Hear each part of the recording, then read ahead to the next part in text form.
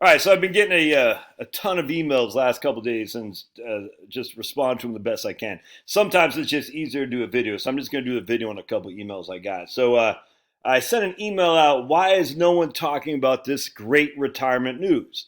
And the great retirement news, as I've said a million times, is that Social Security, the current population survey, and a lot of um, financial planners, advisors, whatever, have undercounted retiree income by a significant factor. We're talking 30 to 40%, because they haven't taken IRA distributions into account. You basically see, and I don't want to get to, I sent an email on this. Anyway, and so if you're looking at retirement and let's just say the median income in retirement is 35,000, you really need to adjust that you times that by 1.33.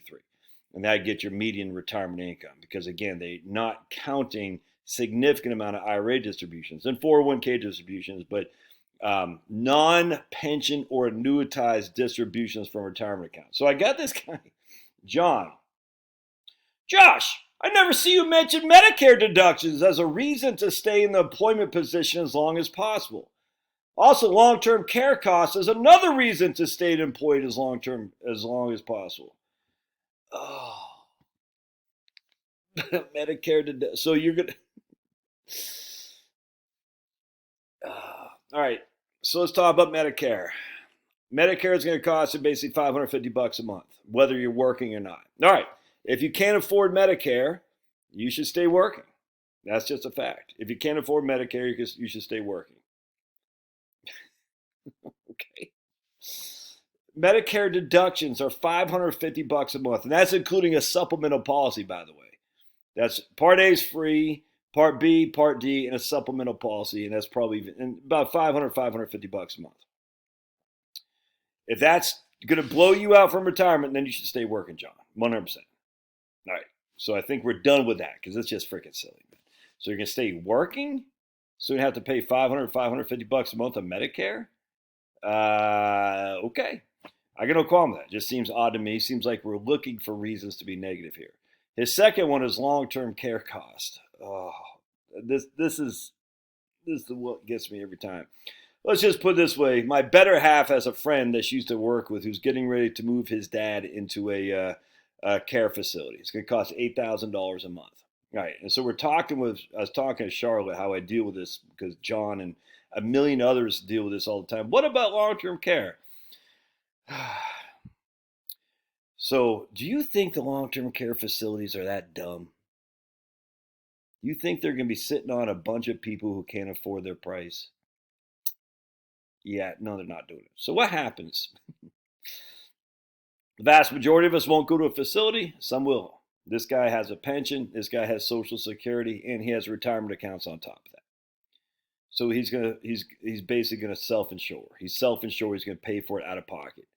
Okay. Well, I've never understood what's wrong with doing this. I never understood it. But what if he stays in there for longer than 3 years? Okay. How many people actually stay in there longer than 3 years? Let's just think this through, my friends. The long-term care facility, if it truly costs them $8,000 a month, and there's truly a hell of a lot of people that stay there longer than 3 years, and they run out of money, who is paying the bills for these people? They don't get put out. Can we just think? Think.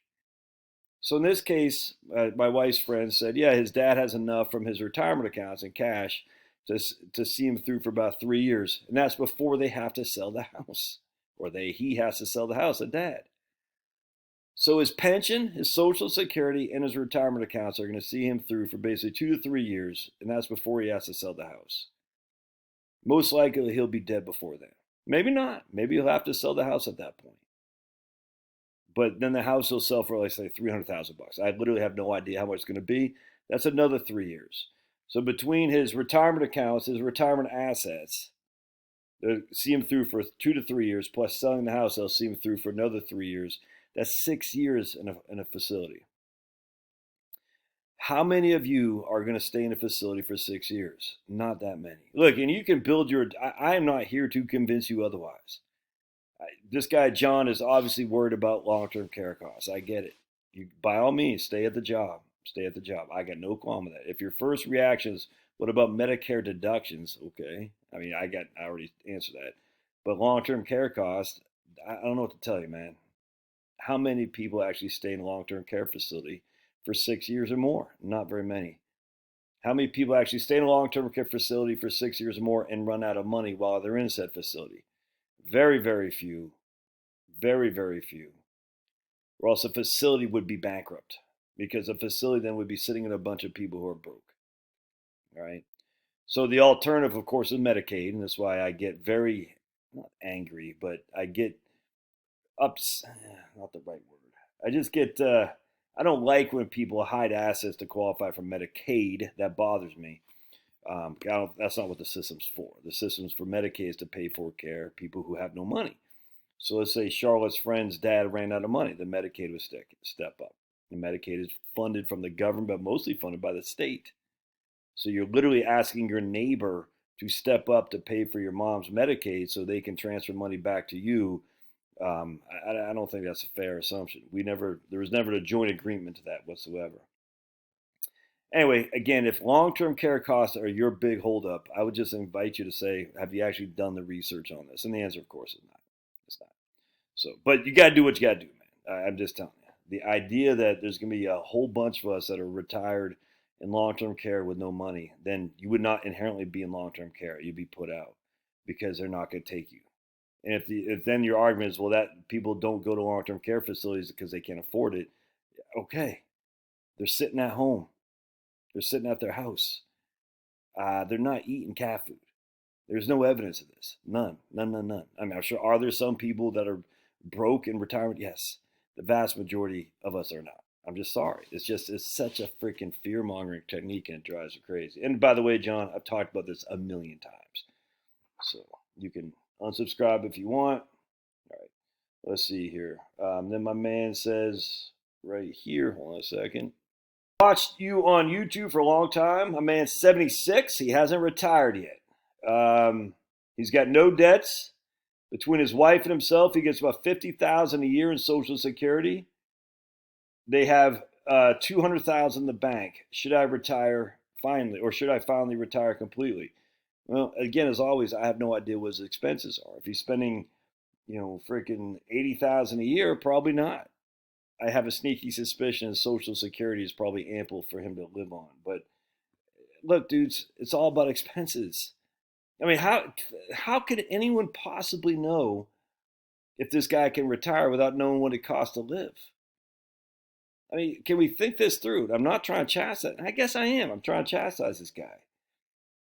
I have no clue if you can retire. If you don't know your expenses, then the answer is no. But I'm telling you, if I'm 76 years old, I got no debt, and I get $50,000 a year from Social Security, and I got $200,000 on top of that. I mean, what could you possibly be spending your money on if you have no debt and you have $50,000 a year on Social Security? I mean, I literally don't know. I mean, crazy to me, man. Crazy to me.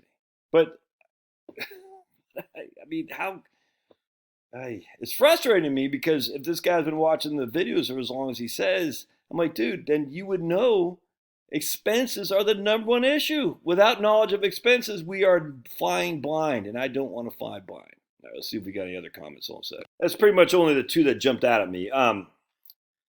Anyway, man, you got to do what you got to do. I'm just telling you.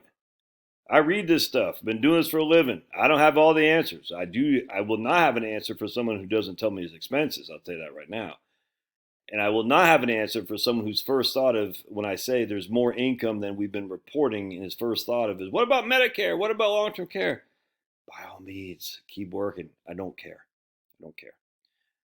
I was talking to, did I share this on another video? I talked to a guy, 60 years old, 61 years old. Single, no kids, making big bucks at his job just yesterday. He's like, man, I just can't do it anymore. I don't want to walk away from all this money, but I can't do this. And he doesn't spend very much.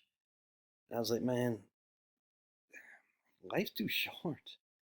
Life is too short. And you have all these what ifs all day long. What if this, what if that, but man, in terms of what if long-term care, what if Medicaid, what Medicare, what if this? I just, he wasn't saying that, but just like, nah, I get it. But is working an extra 2 years in a miserable job in your prime of your life, 61, you're not getting any younger. Is that going to change your financial position that you can enjoy retirement more? No, because you're going to be 2 years older and you have 2 years more under your belt of a crappy old job. Anyway, all right. Love to your thoughts. We'll see you